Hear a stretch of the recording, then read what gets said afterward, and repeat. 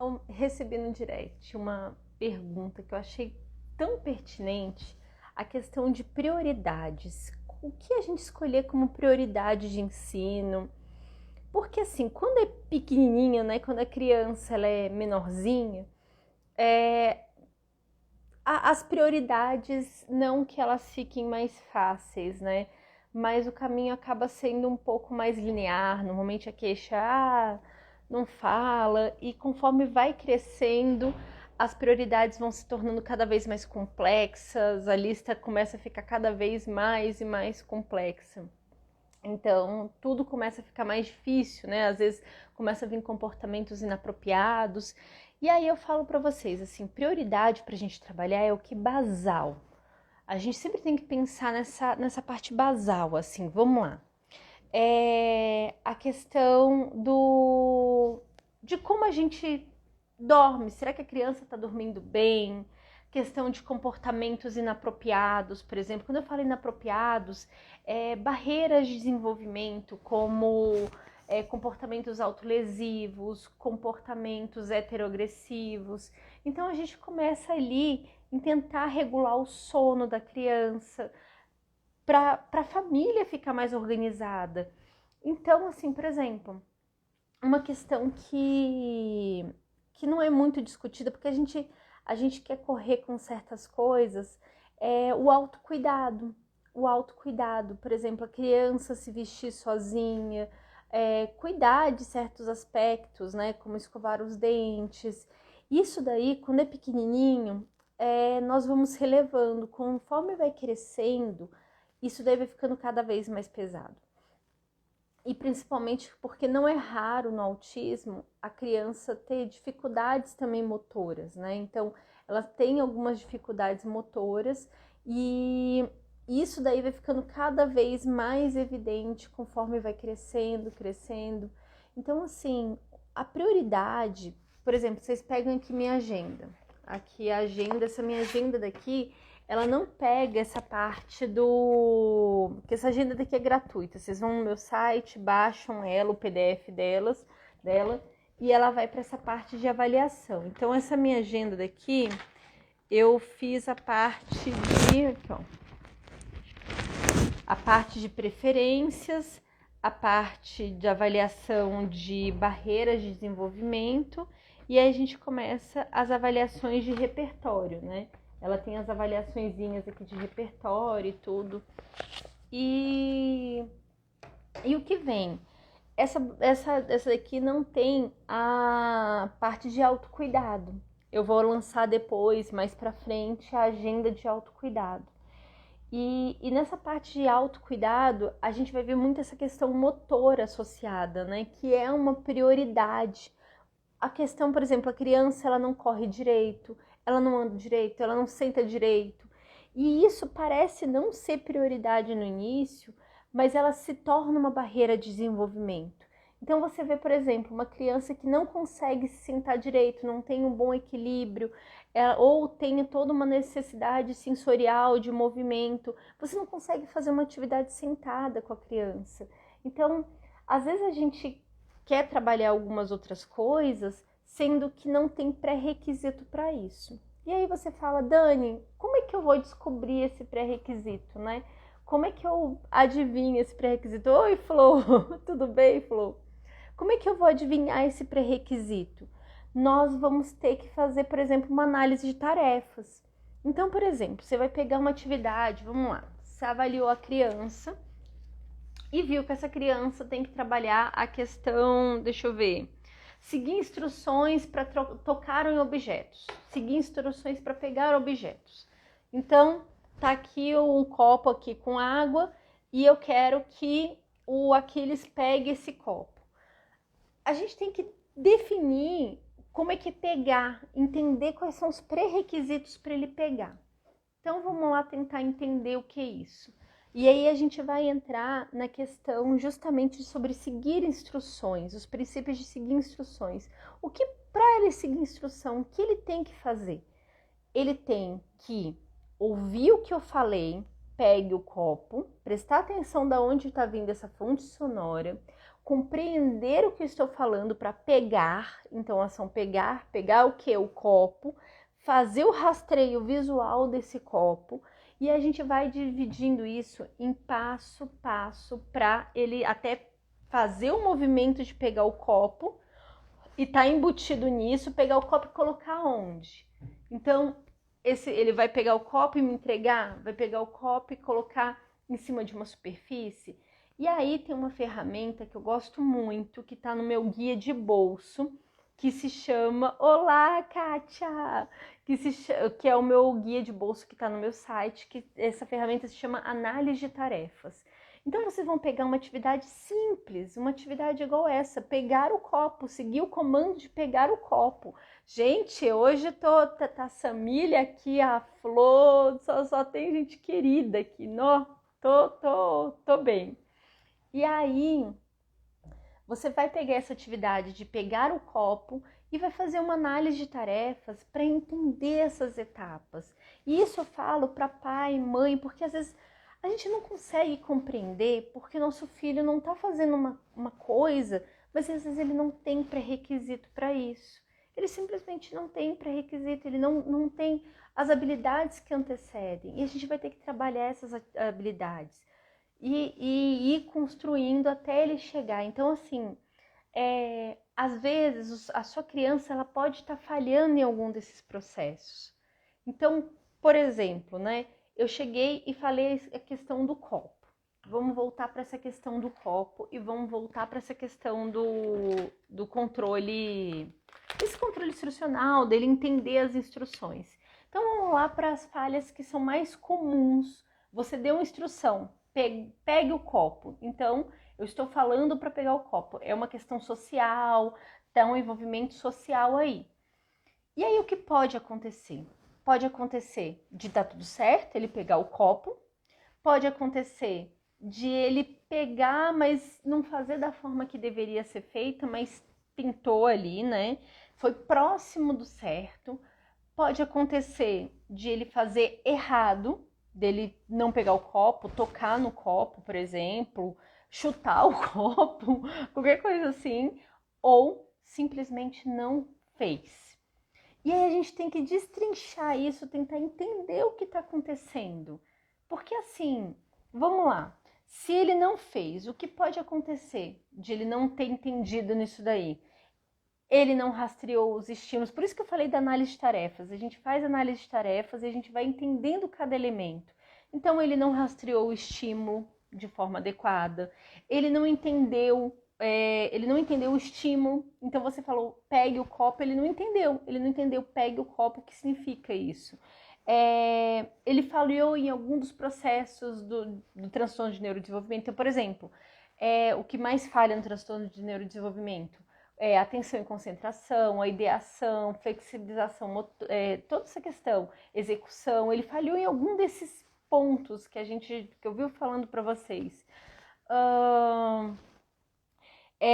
Entendeu, mas não fez por não estar engajado na tarefa. Então pode também ter sido isso. E aí a gente vai para essa outra questão que eu falei sobre fez próximo. Então pode ter, por exemplo, uma questão motora também relacionada aos transtornos de neurodesenvolvimento, que ele não conseguiu fazer como deveria ser. Pode ser, deixa eu ver aqui, que eu tenho até um negócio. Aqui, ó. Ele pode, a questão do engajamento também, né? E aí, fez errado, ele pode não ter entendido, ele pode simplesmente também ter feito, tá chato isso daqui, não vou fazer.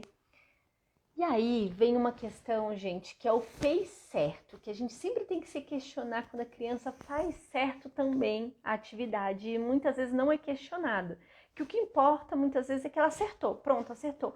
Mas será que ela acertou porque ela está envolvida na atividade? Ela pegou o copo porque, minha mãe pediu para eu pegar o copo, o seu aluninho, o seu aprendiz pegou o copo porque ela, ou é por fuga? É porque ele não quer mais aguentar você falando e pegou o copo e colocou ali em cima porque ele não tá te aguentando mais. Então a gente tem que analisar isso. Então no momento que você faz uma análise de tarefas, entende aonde está falhando, Você vai saber procurar um especialista, saber se você é um profissional, fazer um encaminhamento adequado. Por isso eu gosto tanto desse instrumento de análise de tarefas, quando a gente vai definir uma atividade. E a gente vai saber o que se ela é realmente prioridade ou tem uma outra coisa que é prioridade, que antecede. Quantas vezes eu conto um dos meus maiores erros com Aquiles foi a história de querer ele desenhar, fazer ele desenhar, riscar, porque era um dos programas que ele tinha e a gente passou muito tempo nesse programa tentando desenvolver com ele. E aí a gente foi voltando cada passo. Ah, não, vamos colocar. Aí sempre a gente queria colocar mais dica. Era mais dica, mais ajuda, mais coisa em cima, porque achava que tinha que exceder nas ajudas. E a gente podia exceder no que fosse em ajuda. O problema dele era um problema muscular. Era um problema que ele não conseguia ter uma boa postura, ele ainda não tem um tônus bem formado do abdômen, ele não conseguia manter essa posição. Então, riscar para ele era muito difícil. Hoje em dia ele consegue riscar, mas ele ainda assim ele não consegue ficar muito tempo rabiscando, desenhar então. Então, é isso que nós temos que avaliar, fazer essa análise de tarefas para ver se... Porque às vezes a gente vai estar insistindo no erro por muito tempo e o nosso tempo é valioso. E nosso tempo, eu falo assim, o tempo da criança é valioso e a gente não pode ficar persistindo numa coisa que vai ser infrutífera por não ter pré-requisitos. Todo mundo vai ficar frustrado, né? Então, assim, quando eu vou falar sobre prioridades para trabalhar, como eu falei, é a base. A gente começa com aquela coisa basal de sono. Quantos anos tem seu filho? Meu filho tem 5 anos. Ele tem 5 anos.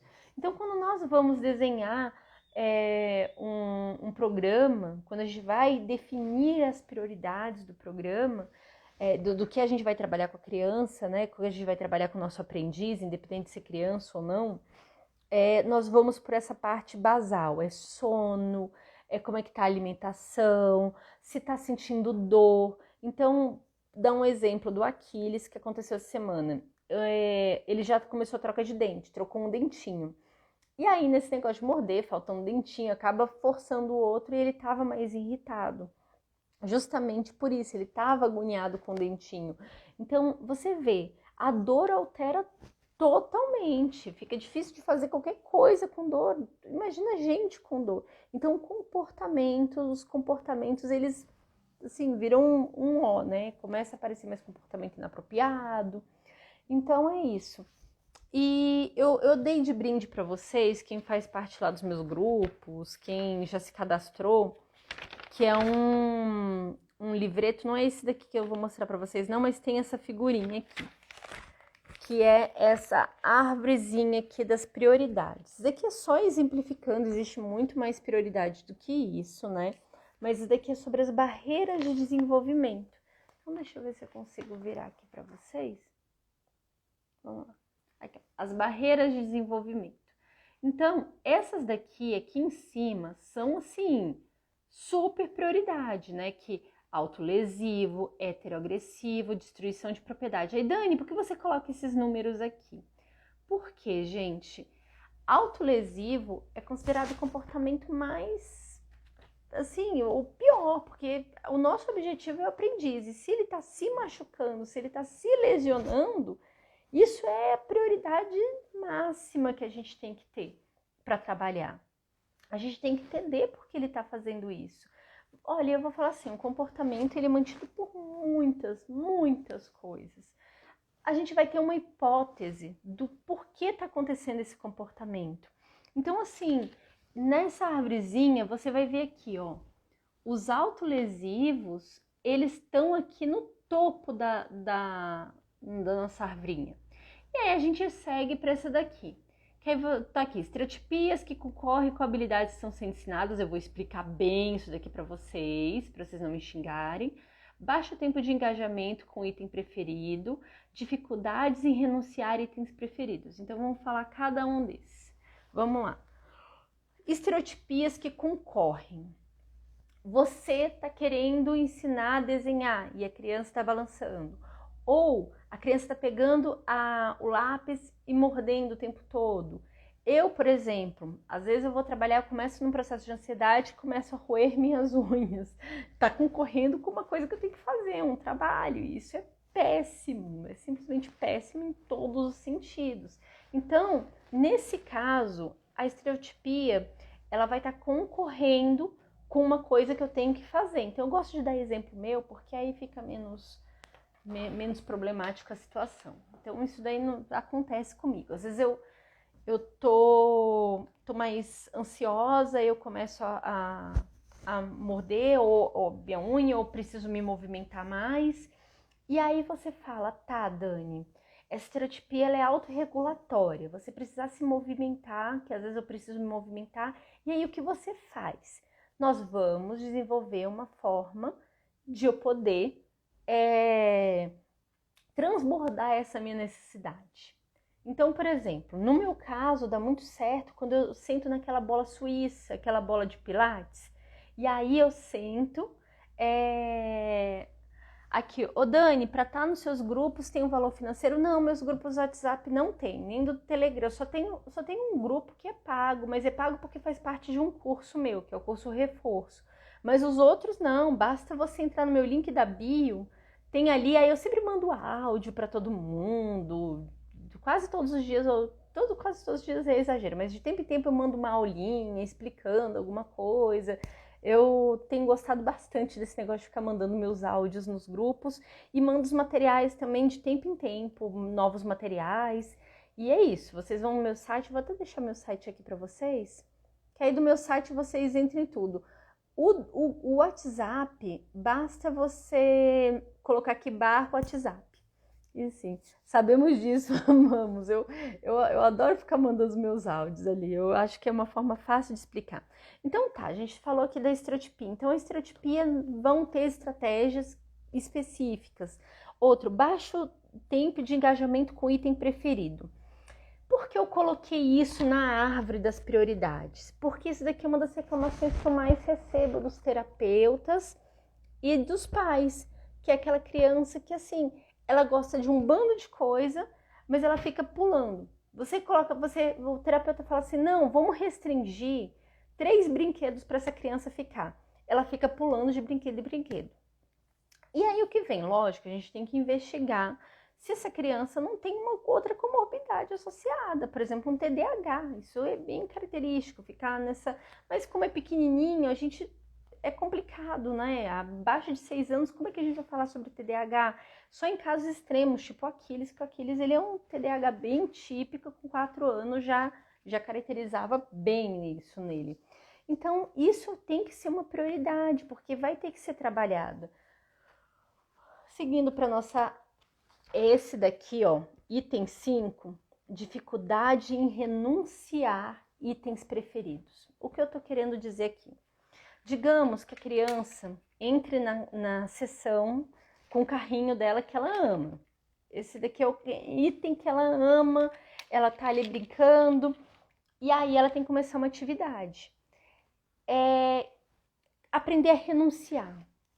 Tem hora, gente, quantas vezes a gente fica sem as coisas que a gente tem? Vamos lá para uma coisa simples.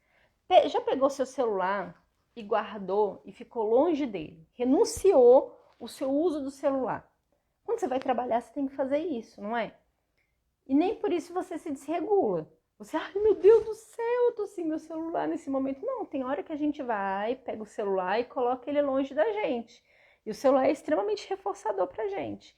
Então, isso que tem que fazer com as nossas crianças também, com nossos aprendizes, é ensinar eles a renunciarem, porque faz parte da vida, ou seja, renunciar a um item preferido durante o tempo e depois voltar para esse item preferido e assim vai. Vamos seguir aqui para nossa arvrinha. Vamos lá, eu vou virar aqui de novo. Aqui, a Flor falou, treino de retirada de itens, sim. Aí aqui, ó, a arvrinha segue para essa segunda linha, né? A gente foi dos piores, né, as maiores barreiras. Aí a gente foi agora para a segunda barreira. E agora nós estamos aqui na terceira linha. que é dificuldade em renunciar um item preferido e fazer uma repetição de uma atividade. Aí depois, N repetições de uma atividade e dificuldade de renunciar a um item preferido para fazer uma repetição de N atividades. Essas aqui, elas andam junto. Eu vou explicar para vocês o que é isso, tá bom, gente? Vamos lá. Quando eu falei lá no 5 em renunciar o item preferido, eu falei do tipo, você pegou o item preferido da criança e toma, sabe? Pouco tempo. Ah, toma. Ah, me dá. Toma. Eu falo isso, gente, porque assim, o Aquiles, ele preenche essa árvore inteira. Eu tive que trabalhar ela do topo até o finalzinho dele com o Aquiles. Porque o Aquiles, ele não renunciava. Eu pedia pra ele as coisas quando ele era menorzinho, ele não me entregava por nada. Era assim, é meu e pronto. E aí foi tendo que fazer esse trabalho, aproximando, para ele me entregar. E eu ia entregar que estava tudo bem, que eu não ia levar, não ia embora, ele ia receber de novo. E assim acontece muito com os aluninhos, com os aprendizes de vocês. A gente tem que trabalhar.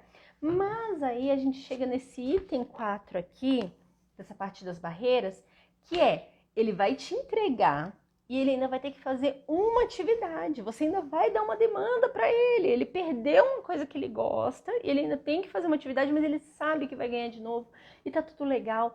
E aí, na verdade, eu vou seguir. Aí, tá ok. Digamos que ele faça só uma repetição de uma atividade. Então, digamos que a atividade seja fazer com o carrinho imitando tanto o movimento quanto o som. A criança fez. Então, ok. Aí volta lá para o item preferido. Deus que me livre o item preferido ser água, né? Convenhamos, a pessoa tá deixando a pessoa na sede. E aí a gente chega para N repetições de uma atividade. Ou seja, você tá num programa ali que você tá seguindo só uma atividade que é empurrar o carrinho e fazer. Digamos que você tá aumentando o tempo nesse caso. Então, não são repetições, mas é o tempo que a criança está engajando. Então, ficou ali 5 segundos, fez 3 segundos, 5 segundos, 10 segundos, e vai aumentando o tempo gradativamente até receber novamente o item preferido. Então, foi aumentando. Aí, o último é uma repetição e N atividades. Então, lembra que eu sempre falo com vocês do tal do momento comportamental, ensino em cadeia, que tá lá no meu guia, ensino em cadeia, tem o ensino isolado, em cadeia e o incidental. Em cadeia, aí entra o trem. A vida é em cadeia. A gente se comporta, é um comportamento atrás do outro. Comportamentos bons, comportamentos ruins.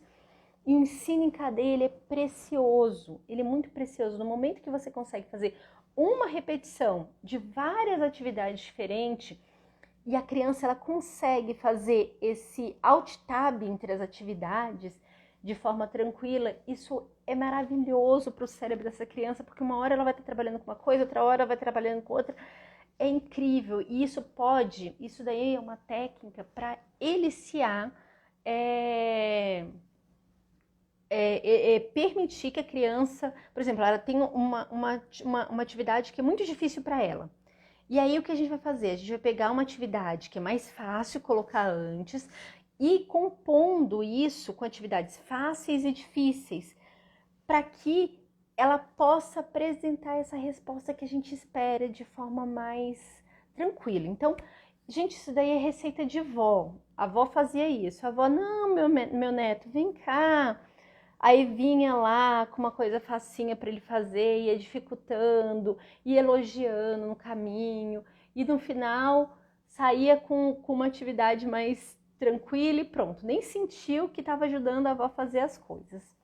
Olha aqui! Gente, hoje eu tô chique. E aí, nós vamos para essa última aqui. Que essa daqui, quando você chega no tronco, quer dizer que você chegou no ó do borogodó.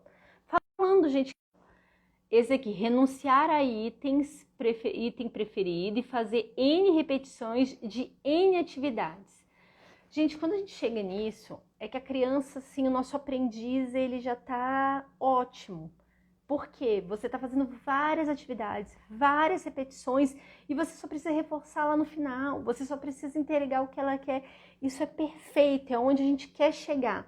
Então, esse daqui é uma forma de entender as árvores da prioridade. Mas entendam que, junto com isso daqui, tem a parte basal, que não tá aqui, mas deveria estar. Eu pensei agora na live e eu acho que eu vou acrescentar em algum outro momento, tipo, sei lá, uma outra camada onde é dormir bem, é alimentar bem, não estar com dor. Então, essa daqui tem que ser nosso entendimento. Ok, eu falei para vocês durante a live, quando me perguntaram sobre prioridades, você fez avaliação da criança, você não sabe onde trabalhar como prioridade, então é isso. A gente começa verificando a base. Essa parte basal você fez lá na anamnese.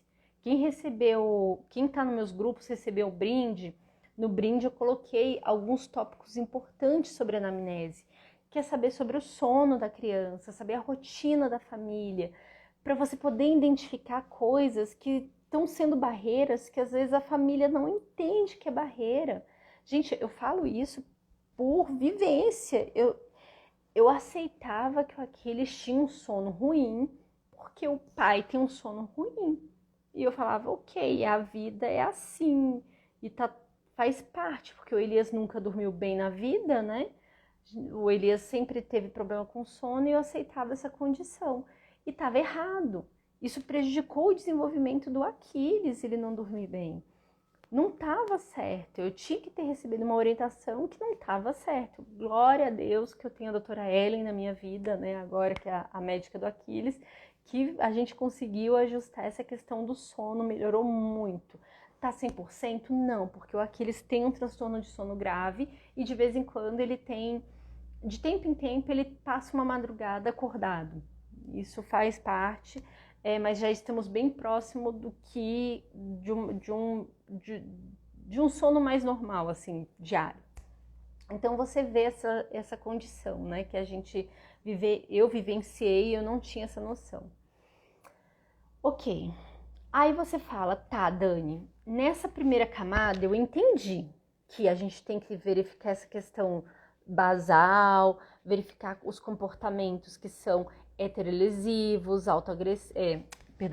autolesivos, heteroagressivos e destruição de propriedade, porque isso daqui é grave e é questão basal. Mas chega aqui, Dani, a gente está trabalhando com habilidade. Como é que eu vou entender essa habilidade?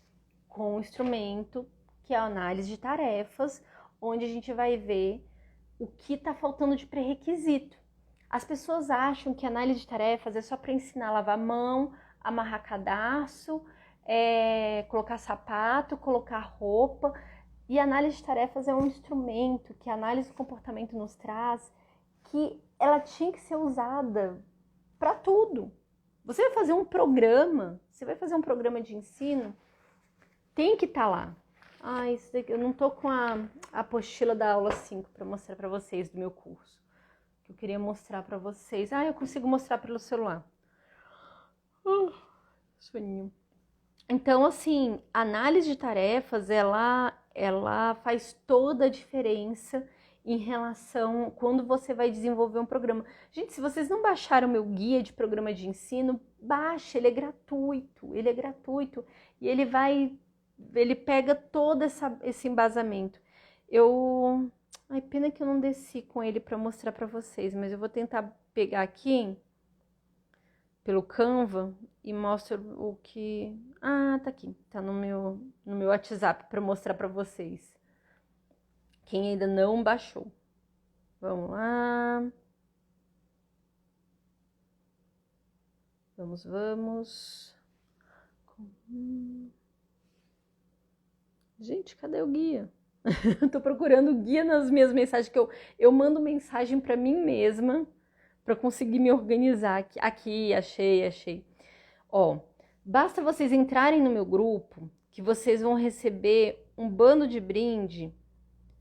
Aqui, esses brindes aqui, não tá dando pra ver direito. Vou mostrar aqui pra vocês. Deixa eu ver se eu consigo. Não, assim eu saio da live. Aqui. eu me mando as coisas aqui, ó. Esse daqui é o guia de bolso, esse daqui é a avaliação, né, de repertório. Quando vocês entrarem no meu grupo, basta vocês clicarem, ó. Ah, esse daqui é o livro, livro que eu tô lendo. Esse livro é muito bom. Tudo isso vocês encontram no meu site, aqui ó. Dani, você pode ir pelo meu site, vocês dão um print na tela, que essa aqui é a minha agenda, que é gratuita. Aí tem o guia de bolso também, que é gratuito, do Análise do Comportamento. E aqueles brindes eu tô colocando no grupo e recebe por e-mail também. Aqui. Deixa eu pegar meu guia de bolso para mostrar para vocês. Aqui. Aí vocês vão baixar meu guia de bolso, aqui ó, como ele é. Tem aqui os 12 passos, né? E aí eu vou explicando. Ele é gratuito, gente, esse trem. Aqui ó, ensino isolado, você forma de ensinos, com as técnicas de controle instrucional, a parte do ambiente, materiais, arquitetura de ensino, onde você vai definir, aí segue para os passos, olha aqui. Dicas e ajudas, aí aqui ó, eu mostro para vocês as dicas, como é que vocês vão marcando, se é simultâneo e tudo, técnicas de correção de erro, que mais? Reforçamento, aí anamnese dos cuidadores, eita, passei rápido aqui. Vamos lá, seguindo. Gente, o que eu tô fazendo? Aqui, ok. Aí, não acabou não. Aí tem a parte de coleta de dados, onde eu vou ensinando para vocês as questões de coleta de dados. E nós seguimos aqui para a segunda parte, né? Que tem a checagem, aí tem aqui um modelinho de programa de ensino, bem aqui. Um modelinho. E os registros, ó, tem por contagem por tempo, intervalos. Então, análise de tarefas, que é o instrumento que eu tô falando para vocês o tempo todo. Por topografia de resposta, escala flexível. Isso é gratuito, 0800. Basta entrar no meu site e pegar. Registro por área. Então, tem várias técnicas aqui que eu coloco para vocês, os gráficos linear, em barra, semilogaritmo e um modelinho de relatório para vocês. Então, basta vocês entrarem no meu site ou entrar nos grupos e aí tem os brindes também.